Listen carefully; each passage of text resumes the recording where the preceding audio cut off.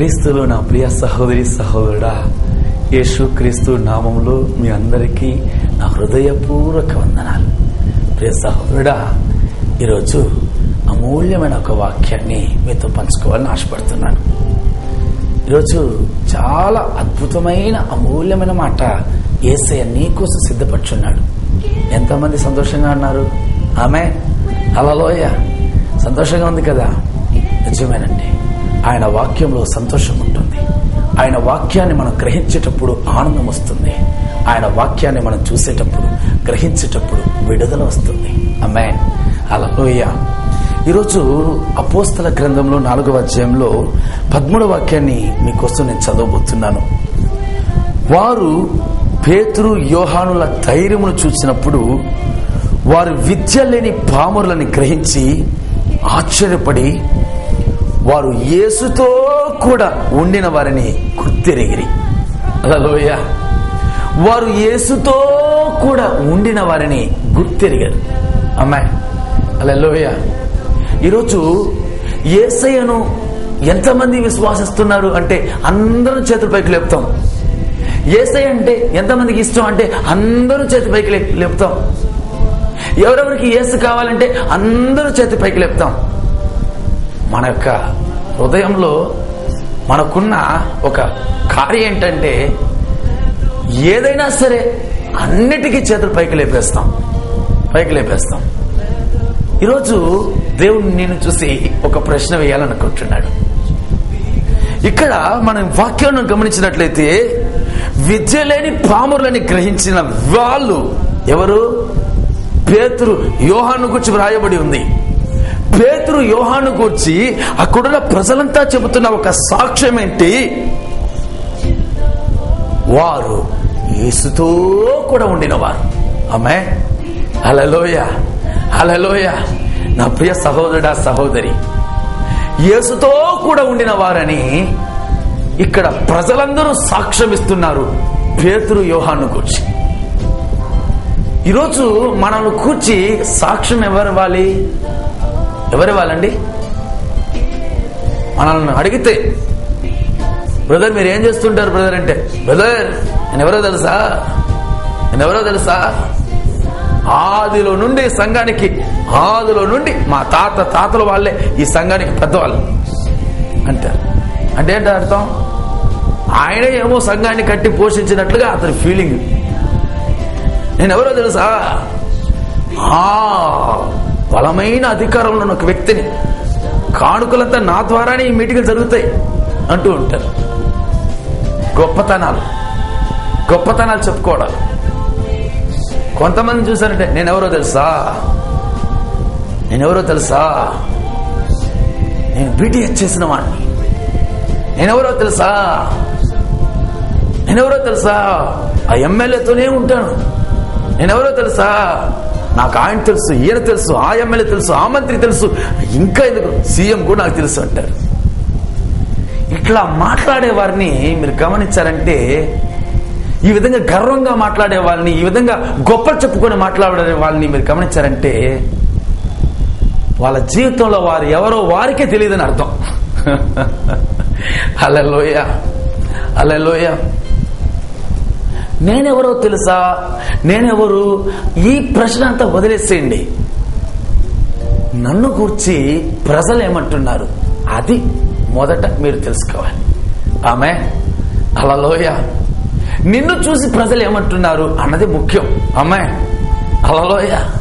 ఇక్కడ జరిగిన కార్యం ఏంటంటే, ఒకరోజు యోహాను, పేతురు ఇద్దరు దేవుని ఆలయంలోకి ప్రవేశిస్తున్నారు. పేతురు యోహాను ఇద్దరు దేవుని ఆలయంలో వెళ్లే సమయంలో దేవుని ఆలయంకు గడప దగ్గర అనేక పేదవాళ్ళు, భిక్షగాళ్ళు అందరూ భిక్ష వెతుకుంటూ ఉంటారు సాధారణంగా. ఆ సమయంలో పుట్టినప్పటి నుంచి కుంటివాడు, అతన్ని లేవలేడు, నడవలేడు. అతని పరిస్థితి ఏంటంటే, కొంతమంది దేవాలయం దగ్గరికి భిక్షమెత్తుకోవడం కోసం అతని మోసుకొని వచ్చి దేవాలయం దగ్గర పెడతారు. పెట్టేసి వారు వెళ్ళిపోతారు. వాడు దేవాలయంలో వచ్చిపోయే వాళ్ళంతా ఆ యొక్క డబ్బులను తీసుకొని తిరిగి సమయం అయిన తర్వాత ఆ యొక్క పని వాళ్ళు వచ్చి ఆ యొక్క వ్యక్తిని తీసుకువెళ్ళి ఇంటికి వెళ్తారు. ఇతనికి కాలు పనిచేయవు, పుట్టుక నుంచి కుంటివాడే. ఈ కుంటివాడుగా ఉన్నందువల్ల నడవలేడు, లేవలేడు. అటువంటి పరిస్థితుల్లో అతడు కూర్చొని భిక్ష వెతుకుంటున్నాడు. మరి ఒకటి విశేషం ఏంటంటే, భిక్ష వెతుకుంటున్న వ్యక్తి ఆ యొక్క పేతురు యోహాను వెళ్తూ ఉన్నప్పుడు దేవుని ఆలయానికి ఈ యొక్క వ్యక్తి అంటున్నాడు, అయ్యా అయ్యా ఏదైనా భిక్షమేయండి అయ్యా అని అడుగుతున్నాడు. ఏదైనా డబ్బు వేయండి అయ్యా, భిక్షమేయండి అని అడుగుతున్నాడు. భిక్షగాడు కదా, భిక్షమేయండి అని అడుగుతున్నాడు. వెంటనే పేతురు యోహాను ఇద్దరు ఆ కుంటివాడిని చూసి, అంగవైకల్యంతో ఉన్నాడు కదా, అతను చూశారు. చూసి, మా దగ్గర వెండి బంగారు డబ్బు నాణ్యాలు ఏది లేదు, మా దగ్గర ఒకటి ఉంది, యేసునామము. హల్లెలూయా, యేసునామం ఉంది. ఆ యేసునామంలో నీకు డబ్బును బంగారు మేము ఇవ్వకపోయినా ఆ యేసునామంలో నీకు ఒక అద్భుతం జరగబోతుంది అని చెప్పి చేతిని పట్టి పైకి లే అన్నాడు. లేసాడు. నడు అన్నాడు. నడు, పో అన్నాడు. పోయాడు. హల్లెలూయా, చప్పట్లు దేవుని మహిమపరుస్తామా. హల్లెలూయా. ప్రియ సహోదరుడా, పేతురు యోహాను ఇద్దరు పుట్టు గుడ్డివాడిన ఆ వ్యక్తిని, మా దగ్గర వెండి బంగారు నాణ్యాలు ఏమీ లేదు, కానీ యేసునామం ఉంది, ఆ యేసునామం మాత్రం మా దగ్గర ఉంది, మా దగ్గర మాకంటూ ఉన్నది ఆ యేసునామం మాత్రమే, మాకంటూ బలం యేసునామం మాత్రమే, మాకంటూ శక్తి యేసునామం మాత్రమే, మా జ్ఞానం యేసునామం మాత్రమే, మా అంతరంగం యేసునామం మాత్రమే, మా కుటుంబం యేసునామం మాత్రమే. ఆ యేసునామంలో జరిగే అద్భుతాన్ని మాత్రం నీకు ఇస్తానని చెప్పి లేపారు. నడవమన్నాడు. నడిచాడు. పో అన్నాడు. పరిగెత్తాడు. అంతే. హల్లెలూయా. ప్రియ సహోదరుడా, బలమైన అద్భుతం జరిగింది. భయంకరమైన అద్భుతం జరిగింది. పుట్టు కుంటి వాళ్ళు కూడా నడుస్తున్నారంటే అద్భుతమా కాదా? అద్భుతమే. సరే, అద్భుతం జరిగిన వెంటనే అక్కడున్న ప్రజలంతా ఈ అద్భుతాన్ని చూసి దేవదూతలు మనుష్య రూపంలో ఈ రోజు ఇక్కడ మన మధ్య ఉన్నారని చెప్పి వాళ్ళని పొగడడం ప్రారంభించారు. వాళ్ళకి పూలమాలలు వేయడం ఏంటి, వాళ్ళ దగ్గర వాళ్ళు అట్లే పట్టుకుని లేపడం ఏంటి, గంతులు వేయడం ఏంటి, కేకలు వేస్తున్నారు. వాళ్ళన్ని మాటలు చెప్పి గంతులు వేసి కేకలు వేసిన వాళ్ళు, వారు చెప్పిన ఒకే ఒక మాట, వారు చెప్పిన ఒకే ఒక కార్యం, ఈ పేతురు యోహాను ఎవరు? విద్య కూడా లేని పామరులు. ఇటువంటి వాళ్ళతో వీరితో యేసు ఉన్నాడు. చప్పట్లు కొట్టి దేవుని మహిమపరుస్తామా? హల్లెలూయా, హల్లెలూయా. ఇక్కడ వాక్యం తేటగా చెప్పబడుతుంది, యేసుతో కూడా వీరున్నారు. ఆమేన్. యేసుతో కూడా వీరున్నారు. యేసుతో కూడా వీరున్నారు. ప్రియ సహోదరుడా, ఈరోజు నా ఉద్దేశం ఏంటి అంటే ఒకటేనండి, నీవు నేను యేసుతో ఉన్నామా? యేసుతో ఉన్నామా అన్నదే నా ప్రశ్న. అదే నాకు కావాల్సింది. అదే ఈ ప్రార్థన అంశం. అదే ఈరోజు ప్రాముఖ్యంగా నేను చెప్పే ఒక అంశం. పేతురు యోహాను చూసి యేసుతో ఉన్నవారని చెప్పి ప్రజలంతా చెప్పారు. నన్ను కూడా చూసి ప్రజలందరూ చెప్పాలి, యేసుతో కూడా ఉన్నవారని అని. మిమ్మల్ని చూసి చెప్పాలి, లోకం చెప్పాలి, యేసుతో కూడా ఉన్నవాళ్ళని. ఈ సాక్ష్యం ఎప్పుడు వస్తుంది? యేసుతో కూడా ఉన్న వాళ్ళ సాక్ష్యం ఎప్పుడు వస్తుంది? ఎప్పుడు వస్తుంది? ప్రియ సహోదరి సహోదరుడా, వాక్యం తేటగా చెప్పబడుతుంది. మత్తయి గ్రంథంలో 26వ అధ్యాయంలో 73వ వాక్యం చెప్పబడుతుంది. యేసుక్రీస్తును సిలువలో అప్పగించే సమయం, ఆయన నేరస్తుడిగా నిరూపించబడ్డాడు. అన్ని అబద్ధ సాక్ష్యాలు ఏర్పరిచారు. ఆయన సిలువలో అప్పగించే సమయం చేసినప్పుడు పేతురు అంతకుముందు చెప్పాడు, ప్రభువా, ఎందరూ విడిచిపెట్టినా నేను మాత్రం నిన్ను విడవను అన్నాడు. విడవనని చెప్పిన అదే పేతురే యేసు ప్రభు అంటే ఎవరో తెలియదనేసాడు. ఆయనకు నాకు ఏ సంబంధం లేదనేసాడు. అయిపోయింది, అంతా అయిపోయింది. యేసుక్రీస్తును ఆ యొక్క శిలువ సమయంలో మీరు గమనించినట్లయితే ఈ యొక్క యూద ప్రజలంతా కూడి మాట్లాడుకుంటున్నారు. యేసుని సిలువలు అప్పగించేశారు. ఆయనతో ఉన్న శిష్యులను కూడా సిలువలు అప్పగించాలి, వాడిని కూడా చంపేయాలని కొంతమంది మాట్లాడి ఉండొచ్చు. ఆ సమయంలో ఈ మాటలంతా వింటూ వచ్చాడు ఒక వ్యక్తి. ఎవరు? పేతురండి. వారితో ఉన్నప్పుడు అందరూ కళ్ళు ఇటు అటు చూసి పేతురును చూసి వీడు కూడా యేసుతో ఉన్నాడేమో అనేసి అన్నాడు. అప్పుడు పేతురు అంటున్నాడు, లేదు లేదు, ఆయనకు నాకు ఏ సంబంధం లేదు అంటున్నాడు. అప్పుడు పేతురును చూసి అంటున్నారు అక్కడున్న వాళ్ళు, నీ పలుకులు చెబుతున్నాయి నీవు యేసుతో ఉన్నవాడవని. చప్పటి కొట్టి దేవుని మహిమపరుస్తామా? హల్లెలూయా. నా ప్రియ సహోదరి సహోదరుడా, నీవు నేను యేసుతో ఉన్నవారమని ఎవరు చెప్పాలి? మన చుట్టుపక్కల ఉన్న వాళ్ళంతా చెప్పాలి. ఏ విధంగా చెప్పగలరు వాళ్ళు? మన నోటి మాటలు ఏ విధంగా ఉండాలి? మన నోటి మాటలు చూసి చెప్పాలి. మన నోటి మాటలు చూసి చెప్పాలి వీడు యేసయ్యను ఆశ్రయించిన వ్యక్తి అని, యేసుతో ఉన్న వ్యక్తి అని మన నోటి మాటలు చూసి నమ్మాలి. మన నోటి మాటలు చూసి చెప్పాలి వీడు యేసుతో ఉన్న వ్యక్తి అని.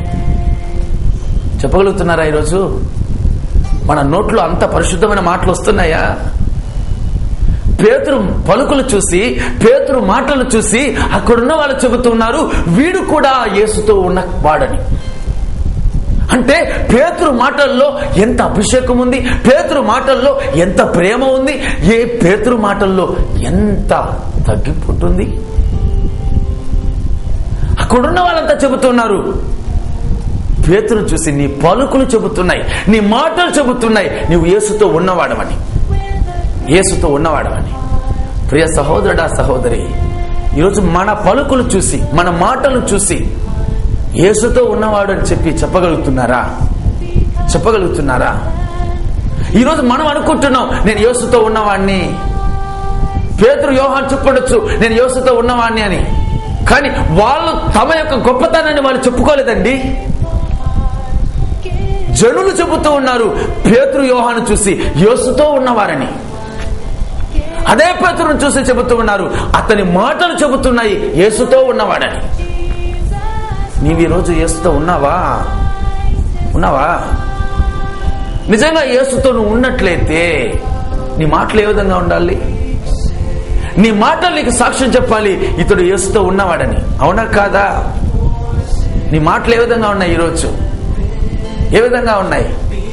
నీళ్ల కొళాయి దగ్గర చూడండి బ్రదర్, ప్రతి క్రైస్తవుడి యొక్క మాటలు ఏ విధంగా ఉంటాయని. నీళ్ల కోసం బిందులతో కొట్టుకుంటుంటున్నారు. ఒక పక్క అన్య భాషలతో మాట్లాడతారు, మరో పక్క దేవుని స్తుతిస్తూ ఉంటారు, దేవుని ఆరాధిస్తూ ఉంటారు, దేవుని వాక్యాలు బోధిస్తూ ఉంటారు. కానీ మరో పక్క అశుద్ధమైన మాటలు, అశుద్ధమైన మాటలు, హేళనమైన మాటలు, బూతు మాటలు. క్రైస్తవుడికి బూతు మాటలు తగవు. బూతు మాటలు మాట్లాడేవాడిని చూసి ఎవరైనా క్రైస్తవుడు అంటారా? అనగలరా? నీవు క్రీస్తును వెంబడిస్తున్న వ్యక్తివైతే, నీవు క్రీస్తుతో ఉన్న వ్యక్తివైతే నీ మాట సాక్ష్యం చెప్పాలి. నీవు క్రీస్తుతో నడిచే వ్యక్తివైతే నీ మాటలు నీకు సాక్ష్యం చెప్పాలి. నీవు క్రీస్తుతో ఉన్నవాడని. ఈరోజు నువ్వు క్రీస్తుతో ఉన్నట్లయితే నీ మాటల్లో మార్పు రావాలి, నీ క్రియల్లో మార్పు రావాలి, నువ్వు పనిచేస్తున్న పనిలో మార్పు రావాలి, నీ ఉద్యోగంలో నీకు మార్పు రావాలి. నీతి న్యాయంగా పనిచేసే వ్యక్తిని పేరు నీకు కలిగినట్లయితే క్రీస్తుతో ఉన్న వ్యక్తి. నిన్ను చూసి చెప్పాలి ఇతడు యేసయ్యతో ఉన్న వ్యక్తి, అందుకే లంచాలు తీసుకోడు. ఇతడు యేసయ్య నమ్మిన వ్యక్తి, అందుకే అన్యాయంగా సంపాదించడు. ఇతడు యేసుతో ఉన్న వ్యక్తి కాబట్టే ఇతడు అపవిత్రమైన మాటలు మాట్లాడాడు అని ఇతరులు మనం చూసి సాక్ష్యం చెప్పాలి. చెప్పగలుగుతున్నారా? మనల్ని చూసి మన పక్కింటి వాళ్ళు ఏమంటున్నారో గ్రహించాలి. మనల్ని చూసి మన ఇంట్లో ఏమంటున్నారో గ్రహించాలి. మనల్ని చూసి మన ఊర్లో ఉన్న వాళ్ళు ఏమంటున్నారో గ్రహించాలి. ఏమంటున్నారు మిమ్మల్ని చూసి? మీకు మీరే ప్రశ్న వేసుకోండి. ఏమంటున్నారు? వాడా బ్రదర్, వాడు భయంకరమైన పోరికి బ్రదర్ అంటారు. అంటే ఏంటి అర్థం? పోకిరి చేష్టాలు చేసే వ్యక్తి. వాడా బ్రదర్, ఆలయానికే వెళ్తాడంతే, కానీ దేవునికి అతనికి సంబంధమే లేదు అంటారు. కారణం అతడు వ్యభిచారి బ్రదర్ అతను అంటారు. ప్రియ సహోదరుడా, ఈరోజు మనం చూసి ప్రజలు ఏమంటున్నారు?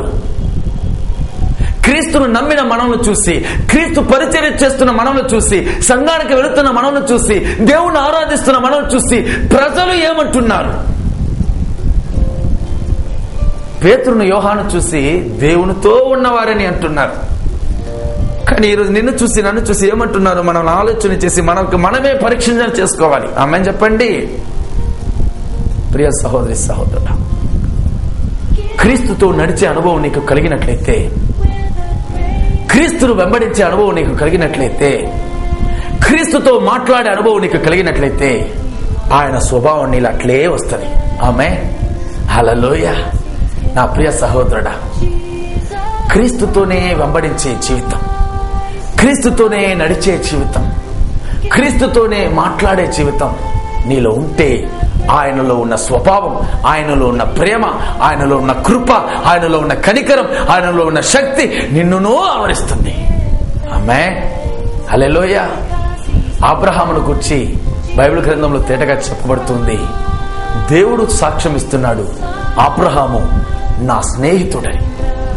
అబ్రహాము నా స్నేహితుడని దేవుడే సాక్ష్యం ఇస్తున్నాడు. కారణం ఏంటి? అబ్రహాం యొక్క జీవితంలో తనకు ఎన్ని పనులు ఉన్నా, ఎన్ని కష్టాలు ఉన్నా, ఎన్ని కార్యాలు ఉన్నా సరే అతడు దేవునితో నడిచి వెళ్లే అనుభవం ఉంది, దేవునితో మాట్లాడే అనుభవం ఉంది. రాత్రి మవల్లో అతనికి సమయం దొరికినప్పుడంతా దేవునితో మాట్లాడుతూ ఉంటాడు.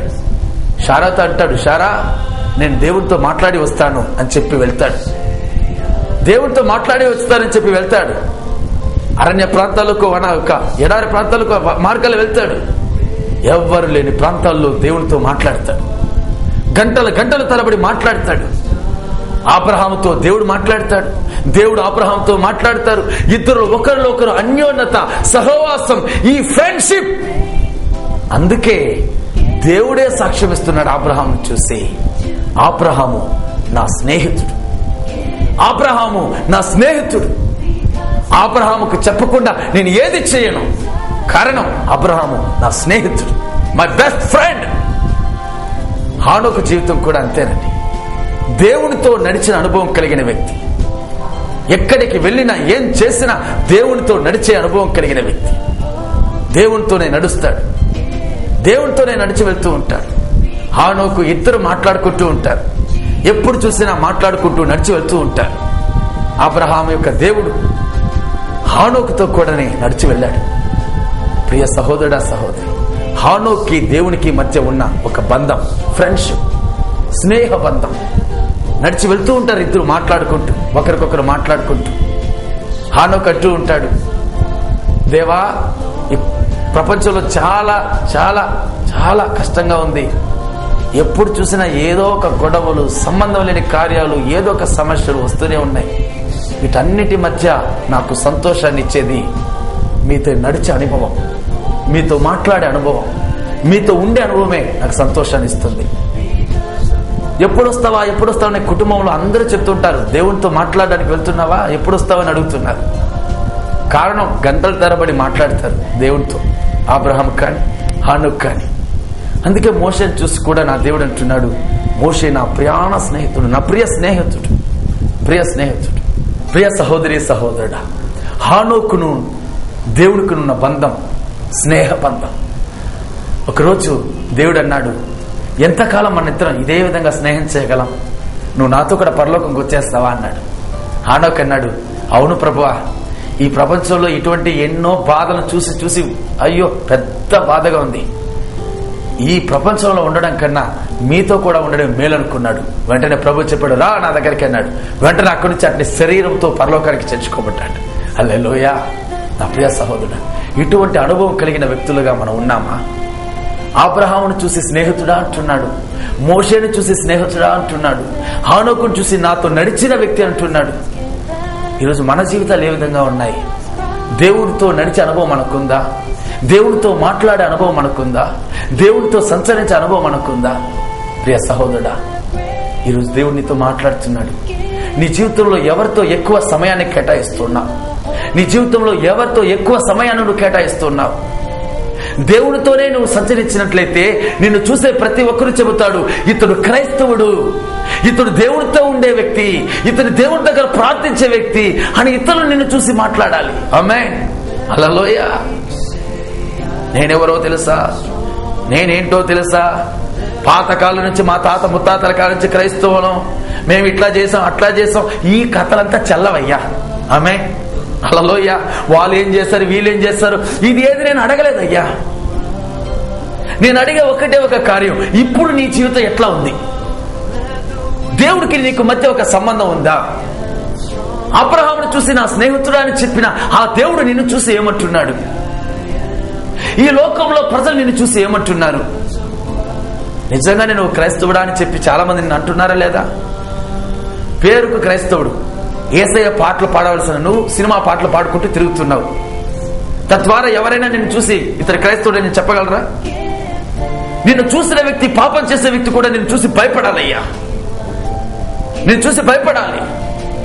నాకు ఇంకా గుర్తుంది, ఆ చిన్న వయసులోనే యేసయ్య నమ్మి ప్రారంభ రోజుల్లోనే నన్ను చూసే ప్రతి ఒక్కరూ వారు సిగరెట్ తాగుతున్నా వారు అప్పుడప్పటికే దాన్ని ఆర్చేస్తారు. అక్కడ వెళ్తూ ఉంటే చాలు ఆర్పేస్తారు. కారణం ఏంటో నాకు తెలియదు, కానీ వాళ్ళు చెప్తూ ఉంటారు వాడు క్రైస్తవుడు,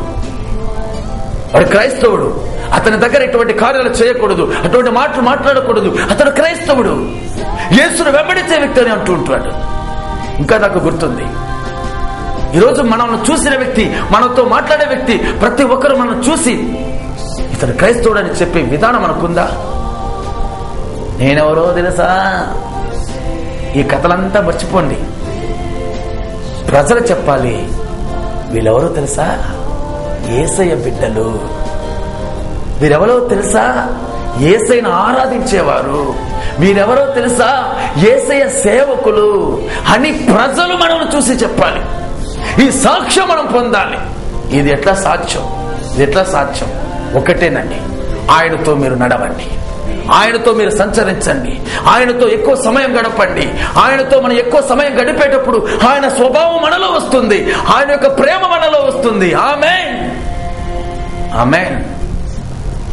ఆయనతో గడపకుండా, ఆయనతో మాట్లాడకుండా ఈరోజు మన జీవితం పాడిపోయినందువల్లే మన నోటి మాటల్లో వ్యత్యాసాలు వచ్చేస్తున్నాయి. క్రైస్తవుడు అన్న వాడికి బూతు మాటలు రాకూడదు, సినిమా పాటలు రాకూడదు. క్రైస్తవుడా, దేవుడితో ఉన్నావా? నీవు దేవుడితో ఉన్నావా? అబ్రహాం దేవుడితో ఉన్నాడు కాబట్టి అబ్రహాం యొక్క జీవితం అంతా దేవునికి స్నేహితుడిగా మార్చబడ్డాడు. హానోకు దేవుడితో నడిచాడు కాబట్టే దేవాది దేవుడితో కూడా పరలోక రాజ్యంలో ఇప్పటికీ మానవ రూపిగా ఉన్నాడు. మోషే దేవుడితో మాట్లాడే అనుభవం కలిగిన వ్యక్తి కాబట్టి నా ప్రియ స్నేహితుడని చెప్పి మోషేను చూసి అంటున్నాడు. నీవు నేను కూడా అదే సాక్ష్యం పొందాలి. దేవునితో నడవాలి, దేవునితో ఉండాలి, దేవుని కొరకే జీవించాలి, ఆ పరలోక రాజ్యాన్ని స్వతంత్రించుకోవాలి. ఆమేన్. ప్రభువు మమ్మల్ని ఆశీర్వదించి దీవించును గాక. ఆమేన్.